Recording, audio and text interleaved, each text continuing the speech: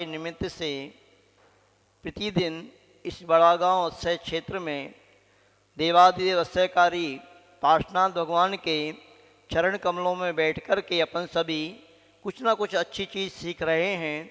बहुत दिन से आपको बहुत कुछ बातें मैं बता चुका हूँ और कुछ लोग तो इस बात को समझ भी रहे हैं और समझ करके अपने आचरण में उतार भी रहे हैं उस बात को। और आप देख रहे हैं कि दूर दूर से पूरे देश भर में से यहाँ जो प्रतिमाएं विराजमान करने का अवसर प्राप्त भी कर रहे हैं बहुत सारे लोग सहस्त्रकूट जिनालय में। और वह प्रतिमाएं भी अब कुछ ही बची हैं। अभी मैंने कल कमेटी से पूछा तो उन्हें बताया महाराज लगभग 800 प्रतिमाएं हो चुकी हैं, मात्र 200 प्रतिमाएं ही अब बची हुई हैं। तो यह जो अवसर आपको प्राप्त हो रहा है, किंतु कुछ लोग चूक जाते हैं। इसी के लिए मैं एक प्रसंग आपको सुनाता हूँ। दो मित्र थे, आपस में उनकी बहुत अच्छी मित्रता थी, किंतु एक मित्र तो साधु बन जाता है और एक मित्र जो रहता है उसकी थोड़ी सी कोई कर्म के उदय से परिस्थिति बहुत गड़बड़ा जाती है। किंतु उसने सुना कि भाई जो साधु बन गया है मित्र, उसने बहुत अच्छी कोई तपस्या की है और उसके पास उसको एक उस तपस्या के प्रभाव से एक चिंतामणि रत्न मिल गया है। उसने सोचा क्यों ना मैं भी जाकर के कुछ दिन के लिए चिंतामणि रत्न उस अपने मित्र से ले आऊं। देखो ये घटनाएं मैं आपको जो सुना रहा हूं, आप ध्यान रखना, ये दृष्टांत हैं और दृष्टांत के माध्यम से आप दाष्टांत को समझने का पुरुषार्थ करना। ऐसा नहीं सोचना कि महाराज बुद्धू बना रहे हैं हमारे लिए घटनाएं सुना करके, इसके माध्यम से आपको समझने की बात रहती है। तो वह वो मित्र अपने उस मित्र के पास जाता है और उसने कहा ठीक है मैं आपको एक शर्त पर ये चिंतामणि रत्न दे सकता हूँ। वह शर्त है 1 हफ्ते के अंदर ये चिंतामणि रत्न मुझे वापस करना पड़ेगा। उसने ठीक है और वह चिंतामणि रत्न लेकर के आ जाता है। आप सभी समझते हो चिंतामणि रत्न क्या कहलाता है। चिंतामणि रत्न वह होता है कि जिसके पास जो उसके पास याचना करो आप मिल जाता है। किंतु उस संत के पास तो पारस मणि थी। क्या थी?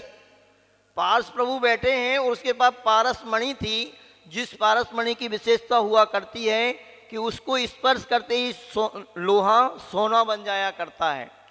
तो उन महात्मा जी ने कहा कि भाई ले जाओ, कोई बात नहीं, 1 हफ्ते में ही हमारा रत्न आपको वापस करना है। और वह व्यक्ति लेकर के आ जाता है और मार्केट में मालूम करता है तो अभी लोहे का भाव बहुत ज़्यादा था थोड़ा। तो उसने कहा भाई थोड़ा कम होने दो, अभी लोहे का भाव बहुत ज़्यादा चल रहा है, थोड़ा कम होगा, कल खरीदेंगे। और कल में एक एक दिन करके पूरा हफ्ता निकल गया और उसको पता ही नहीं रहा, हफ्ते की पता ही नहीं रही बात उसको तो अब रत्न मिल गया। तो रत्न जब मिल जाता है व्यक्ति को तो वो इतना खुश हो जाता है, उसको आगे पीछे की कोई बात याद नहीं रहती है। और कहते हैं 1 हफ्ता निकल गया और समाचार आया कि भाई हमारा पारस मणि हमारे पास वापस भिजवाओ। लोहा खरीद ही नहीं पाया व्यक्ति। अब सोचो उस मूर्ख व्यक्ति के बारे में आप सोच रहे हो कि कैसा मूर्ख है, जिसके पास पारस मणि है तो लोहा कितना ही महंगा हो। अरे लोहे की क्या बात है, वहाँ पर पारस मणि का स्पर्श कराते ही वो लोहा सोना हो जाता। किंतु उस व्यक्ति ने कितनी मूर्खता की, उस व्यक्ति ने की। और आप क्या कर रहे हो? आप सभी से भी हमारा कहना है इसकी महत्ता को समझोगे आप लोग। अरे संत शिरोमणि आचार्य गुरुवर विद्यासागर जी महाराज का आशीर्वाद दिल्ली वालों को बहुत मुश्किल से मिला है और बड़ा गांव अक्षय क्षेत्र वालों को भी बहुत मुश्किल से ही मिला है। पहली बार मिला है कि आचार्य भवन के कोई शिष्य इस बड़ा गांव अक्षय क्षेत्र में लगभग 2 महीने से यहाँ पर रुके हुए हैं। और यदि आप चाहते हैं, क्योंकि आगे अब कोई भी भरोसा नहीं, आचार्य भगवान का कोई भी संकेत आ सकता है। अब चातुर्मास करीब है। यदि दिल्ली की जनता चाहती है कि यदि ये कोरोना का समय निकलता है, लॉकडाउन वगैरह बंद होता है और वातावरण अच्छा बनता है, तो महाराज जी का समागम दिल्ली वालों को प्राप्त हो। अथवा दिल्ली में यदि वातावरण सही नहीं होता है तो महाराज कम से कम बड़ा गांव में तो रहें। तो इसके लिए आप सभी को विशुद्धि बढ़ाना है और सबसे बड़ा अवसर आपके लिए जो महाराज जी के मुखार बिंद से ध्यान रखना, शांति धारा करने का अवसर प्राप्त हो रहा है। तो जो व्यक्ति अभी चूक रहे हैं इस समय तो विशेष रूप से आप कर नहीं पा रहे हैं, अपने यहाँ 3 चीज़ें होती हैं, कृत, कारित और अनुमोदना। तो कम से कम आप कृत तो नहीं कर पा रहे हैं, करवा सकते हैं और यहाँ पर जो करते हैं उनकी अनुमोदना करके पुण्य कमा सकते हैं और अपनी भावना जगा सकते हैं कि हे भगवान कब वह अवसर आए। देखो वो कुछ व्यक्ति बैठे हैं वहाँ पर दूर, संजय जी सूरजमल अपने परिवार सहित आए हुए हैं और महीना भर से भावना भा रहे थे वो कब ऐसा अवसर प्राप्त हो, किंतु पाप कर्म का, अंतराय कर्म का कोई उदय होगा। किंतु अब साक्षात सामने वहाँ दूर से ही बैठ कर आज कोई बात नहीं, देख लो आप, कल से आपको ये अवसर भी प्राप्त हो जाएगा, आपका पुण्य का उदय अब आ गया है। ऐसे कई लोग हैं जो चाह रहे हैं। इस बड़ा गांव अक्षय क्षेत्र से सारी दिल्ली की जनता जुड़ी हुई है, सारे आसपास की जनता जुड़ी हुई है। हमने दो दिन का टेलर यहाँ पर देखा है कि कितनी अधिक मतलब जुड़ाव यहाँ के बड़े गांव के बाबा से सब लोगों का है। तो यदि आप चाहते हो कि एक ऐतिहासिक इतिहास यहाँ पर रचा जाए, आचार्य गुरुवर का आशीर्वाद आपको मिले, तो सभी लोग, अधिक से अधिक लोग इस शांति धारा से जुड़ करके अपने घर बैठे ही अनुमोदना करके ही कारत के माध्यम से अपनी विशुद्धि को बढ़ाएं और अपने परिणामों को निर्मल करें।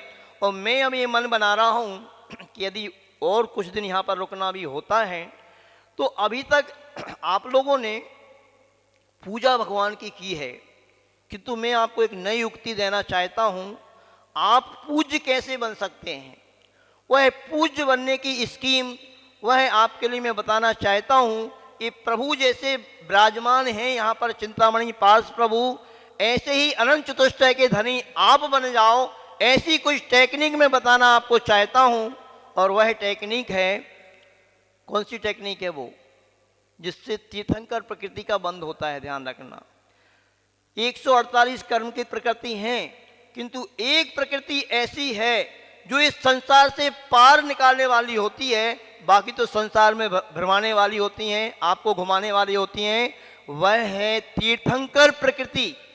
और वह तीर्थंकर प्रकृति कैसे बनती है, तो बंधुओं वह बनती है 16 कारण भावनाओं के माध्यम से। वह 16 कारण भावनाएं जब भाई जाती हैं तब कहीं वह तीर्थंकर की जैसी प्रकृति बंधती है।